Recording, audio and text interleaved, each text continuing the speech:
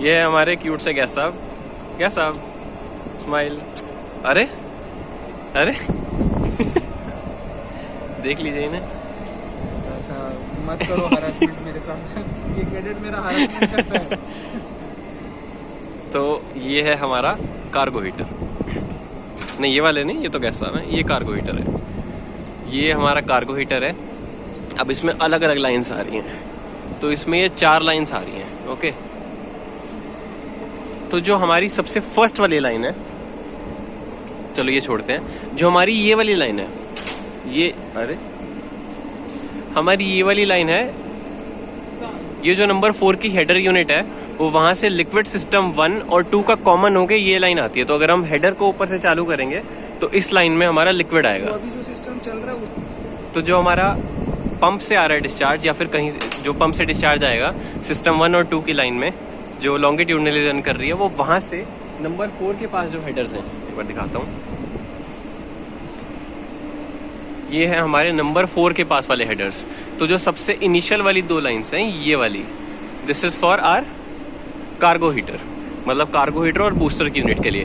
तो ये हमारा लिक्विड इनलेट आएगा सिस्टम 1 और 2 से, इनलेट आएगा, फिर ये घूम फिर के इस लाइन में आएगा, लास्ट वाली लाइन में। और this is our booster discharge, जो कि सीधा मैनिफोल्ड पे जा रहा है। तो ये लाइन यहाँ पे जा रही है, उस साइड से फिर ये निकल रही है और ये मैनिफोल्ड पे आ रही है। तो ये जब डिस्चार्जिंग करेंगे तो हम इसको यहाँ पे यूज कर सकते हैं। ओके, और उस टाइम पे यहाँ पे वो लाइनअप वगैरह चेंज करना है। अब जैसे ये हीटर से आ रही है तो ये लाइन शट रहेगी, ये अपना पंप का डिस्चार्ज है, तो ये ओपन रख के हम सीधा लिक्विड इधर भेज सकते हैं। अब रही बात इन 2 सेंटर लाइन्स की, ठीक है, 2 सेंटर लाइन ये और ये वाली छोटी लाइन।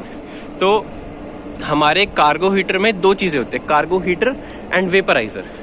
तो जो हमारा कार्गो हीटर होता है वो होता है डिस्चार्जिंग के टाइम पे यूज, जब हमें टैंक में नहीं, जब हमें कार्गो हीटर हमारा यूज होता है जब शोर की रिक्वायरमेंट है कि उन्हें थोड़ा गर्म कार्गो चाहिए या फिर थोड़ा प्रेशराइज कार्गो चाहिए। तो अगर हम इसका टेम्परेचर इंक्रीज करेंगे, कार्गो हीटर में क्या होता है, हमने उधर से लिक्विड भेजा, मान लो प्रोपेन भेजा -42 पे, तो इसके अंदर कॉइल्स हैं। अब जैसे इधर से आएगा प्रोपेन, इसके अंदर जाएगा, तो इसके अंदर कॉइल्स होते हैं, उस कॉइल्स के अंदर घूमेगा और उसके बाहर सराउंडेड है सी water.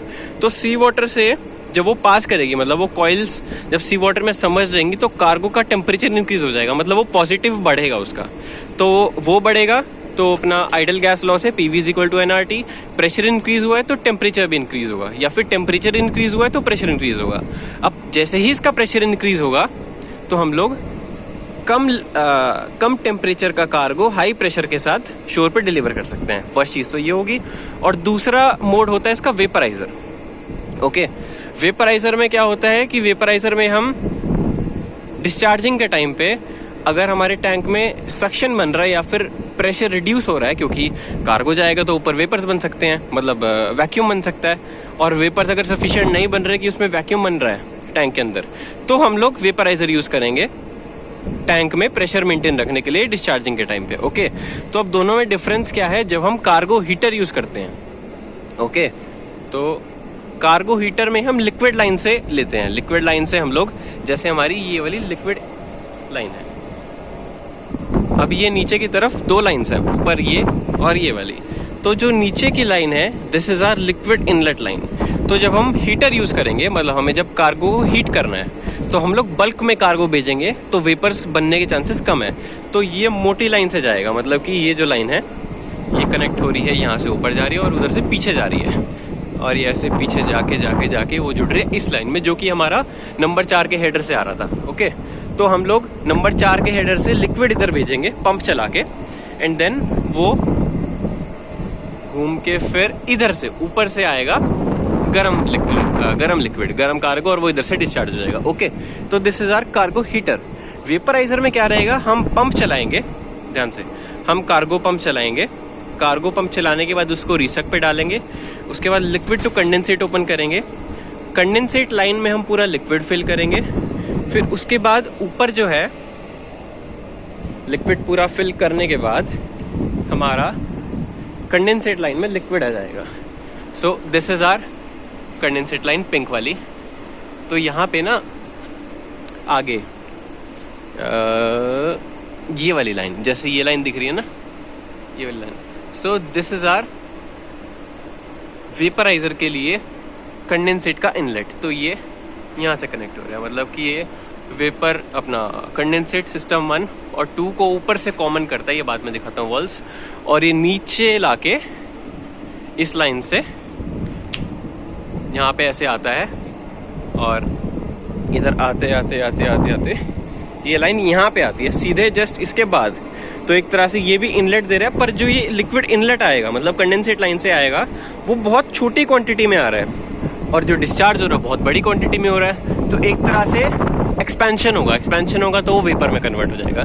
So this is vaporiser, मतलब कि ये वेपराइजर में बन जाएगा। ओके, तो ये हमारे 2 वॉल्स हैं यहाँ पे। दिस इज फॉर कंडेंसेट, यानी कि वेपराइजर में हम ये छोटी लाइन यूज करेंगे, हीटर में हम बड़ी लाइन यूज करेंगे, डिस्चार्ज लाइन सेम रहेगी।